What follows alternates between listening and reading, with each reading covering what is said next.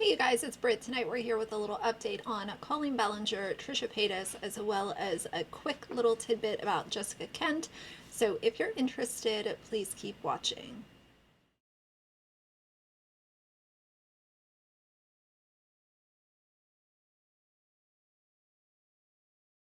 All right, you guys, so Trisha Paytas went ahead and came out with another video where she was discussing the end of her oversharing podcast with Colleen that she had collabed on, and she's sitting on the set and had a couple things to say. I want to just say before we get into this part of the video that Trisha Paytas is far from perfect. She has done her own problematic content. She has collabed with problematic creators, but solely focusing on her dynamic with Colleen, it was Mean Girl. Like, Colleen was the mean girl, and she was befriending somebody who she was also bullying behind their back. There's another TikTok that I'll also play just real quick for context where Colleen sent Trisha to the wrong house. She was supposed to be coming over to visit with Colleen, and Colleen sent her the incorrect address to embarrass her, and she just thought that it was the funniest thing ever. Trisha made it! But she almost didn't because I gave her the wrong address. And I went to that person's house and I was like, hi, and then it wasn't Colleen. She was like, is Colleen here? And they're like, what are you talking Can about? I be 100% honest? I literally thought you were like pranking me, like making a joke on me. I did. I was like, oh my god, it's like Mean Girls. Like they were like making fun of me. Prank you? Like, Yeah. gave you the wrong address? Like, this is funny. Now she'll never come over. Yeah. Make Like you drive all the way out here. And then like, No, for real, because it took me like, it was a traffic, it was like 5 o'clock on a Monday, and I was just like, oh my god, they pranked me. They're making fun of me, and I thought that's what it was. Oh my And I was god, like, Trisha! but it's the opposite now. When Colleen did this to Trisha, this wasn't 15 years ago. And even if it was, let's just talk about sending somebody purposefully to somebody else's home is putting that person in harm's way. Like there's no way to ignore that part of it. You are sending a stranger to somebody else's house who they don't know. They are probably going up to the door, knocking on a stranger's home, and some people don't like strangers showing up at their doorstep. There have been awful circumstances that have unfolded because somebody knocked on the wrong door, somebody knocked on the wrong door at nighttime, people were alarmed, things get out of hand, and y'all have seen the news headlines as well. So to do that to Trisha just because she thought it was funny is just another example of her being a mean girl. It's not funny. It's not, that's not a practical joke. There are so many other things that you can do to your friends that don't involve them showing up at a stranger's doorstep at nighttime and possibly having something happen to your friend, all because you gave them the wrong address because you thought that it was funny. Colleen Ballinger's sense of humor, to me, it's equated to just, kind of like a kid in middle school. It's very adolescent. It's very like, she is the 30-something-year-old that will laugh at fart jokes and just think that they're the funniest comedic gold that she's ever come across. But I saw that video where Trisha was saying, oh, I thought you guys were, being mean and stuff like this. And yeah, they were. They didn't like you, Trisha, and they were actively also sharing NSFW photos of you and making fun of your body. And it's unfortunate that Trisha just now found out about that. But she talks about the podcast coming to an end. So I'll play the TikTok where she talks about, feeling really stupid and feeling like she really wanted this chapter to end really quickly. And she says multiple times in her video that she's embarrassed and she feels stupid and she just wants to distance herself, which I completely understand. And I'm not going to say that she deserves to be, in pain or anything like that. That's crazy. But maybe if she is feeling some embarrassment, it will also allow her to kind of look at who she's surrounding herself by. Because I know for me in the past, like I've had bad friends and it's made me kind of look twice at who am I surrounding myself with? Like, are these actually good people? Do they align with my values? That kind of stuff. It's not every mistake has to be something that is treacherous and the worst thing ever, if you can turn it from a if you can turn it into a lesson, that's better than not learning anything at all and continuing to surround yourself surround yourself with people that are going to eventually be exposed as creepy 30-year-olds, who have inappropriate relationships with children behind the scenes. Okay, well, before all this comes down, we built this literally in my husband's office, like our basement. Let me just, show you guys here. All right, there it is. There it is. Show you a wide shot of it real quick. Woo! Okay, I'm literally so clumsy. There we go. There is the set. Okay, built it in our basement. There you go. Okay, let me set you guys back up again. When I say I never wanted a chapter in my life to be over faster than this, even though it was a very small, quick chapter, like, I mean it, okay? Like, I mean it. This was a lot. It's been a lot the past week. It's been a lot the past month. Like, it's a lot. It's a lot to take in. It's everything I feel like is just surface level, and everything I've talked about and discussed, and why it's like so personal to me, and why I do take it personally, and why I was quiet for a while, and then I say something, like, there's so many personal reasons. And I absolutely hate that I even had to make it, like, that's the very last thing I want to do. It's just very personal to me. We'll just put it that way. Very, very personal. And I didn't know I was so triggered. Okay, I didn't know I was so triggered. This was just such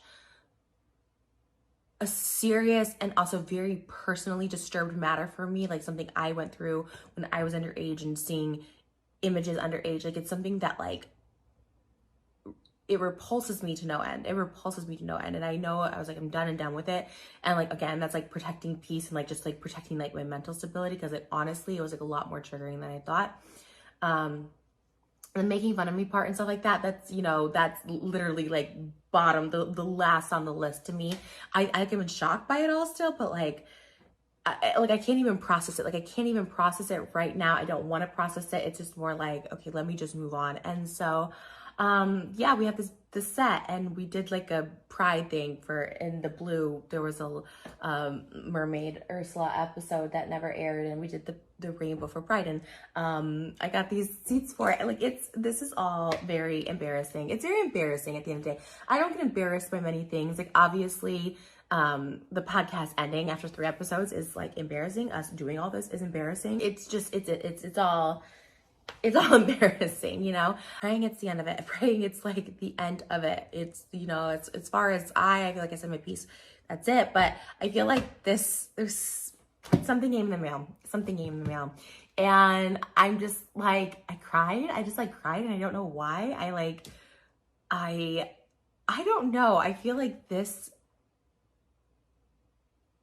I can't grasp what happened. I can't grasp what went down. Like, I just can't grasp it. I can't, usually I'm kind of like on the pulse of things. I can feel when something's, not right, or it's like, anyways. Yeah, so I might put these on my Poshmark. I don't know if anybody wants these, but there it is, oversharing mugs. So now there is another Miranda Sings clip that is going around TikTok right now. And the clip that is going around is another boy, an 8-year-old boy that she brought up on stage and did the dating skit with him. And of course I will play it for context, but it's just so upsetting. I've talked about the other little boy, James, who denied her and said no, and showed everybody that he was not comfortable, and not one adult stood up to say, that's the end of this. Let's get this, boy back with his parents. Like, this is awkward. It's strange. The little boy's parents didn't stand up and stop Colleen. And most importantly, Colleen didn't stop herself, because it was to serve her show, her laughs, her ego, her pride.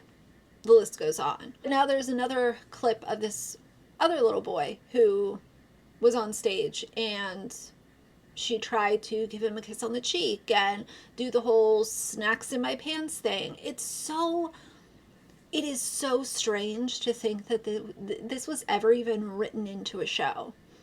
To think that this was ever even an idea to engage this way with children that were in your audience. And you not only did it once, it was literally part of the Miranda show over and over again. She felt like this behavior was so okay and it was so funny that she was going to continue to do it over and over with more little boys. And doesn't matter if they're 8, 10, 11, as long as it's a little boy that will get up there on stage, she will go ahead and use them as props and be creepy and super inappropriate with them.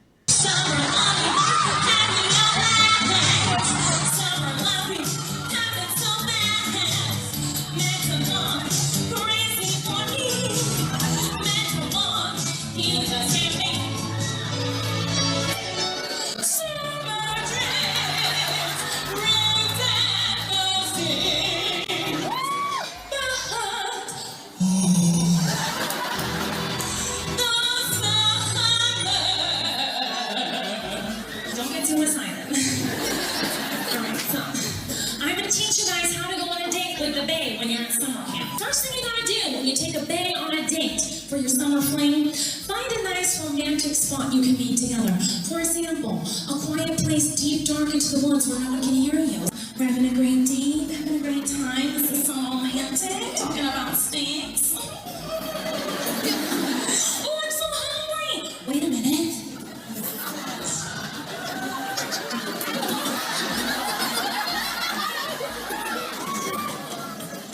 Want a cheese ball? No thanks. Then your date can decide if you've had a nice romantic connection. He can decide if he wants to give you a little kiss-a-roo.